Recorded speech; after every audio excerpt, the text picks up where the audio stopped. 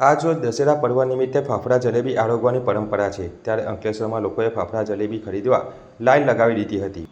છેલ્લા નોરતા સુધી મન મૂકીને ગરબા ખેલૈયાઓ ગાતા હોય છે. ભલે રાત્રે મોડે સુધી ગરબા રમ્યા હોય, પરંતુ બીજા દિવસે વહેલા ઉઠીને ફાફડા તથા જલેબી ખાવાનો અનેરો જ ઉત્સાહ રહેતો હોય છે. વહેલી સવારથી જ કેટલાક તો આગલી રાતથી જ ફરસાણની દુકાનમાં પહોંચી જતા હોય છે. તાજા તળેલા ફાફડા, તીખું ટમટમતું પપૈયાનું છીણ અને સાથે મરચાં અને ઘીથી લથપથ જલેબી ખાવા માટે લોકો લાઇનમાં ઊભા રહી જાય છે.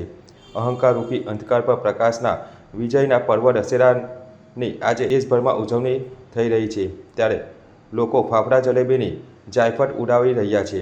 દશેરાના દિવસે ફાફડા અને જલેબી ખાવાના જુદા જુદા કારણો છે. એક માન્યતા એવી છે કે ભગવાન શ્રી રામને જલેબી ખૂબ જ ભાવતી હતી. રામાયણ કાળમાં જલેબીને શસકોલી કહેવામાં આવતી હતી. જલેબી ખૂબ મીઠી હોય છે, તેથી તેની સાથે ફાફડા ખાવામાં આવે છે અને ત્યારથી દશેરા પર્વના દિવસે ફાફડા અને જલેબી ખાવાની પરંપરા ચાલી આવી છે. અંકલેશ્વરમાં 400 રૂપિયે પ્રતિ કિલો ફાફડા તો 300 રૂપિયે પ્રતિ કિલો જલેબી વેચાણ થયું હતું.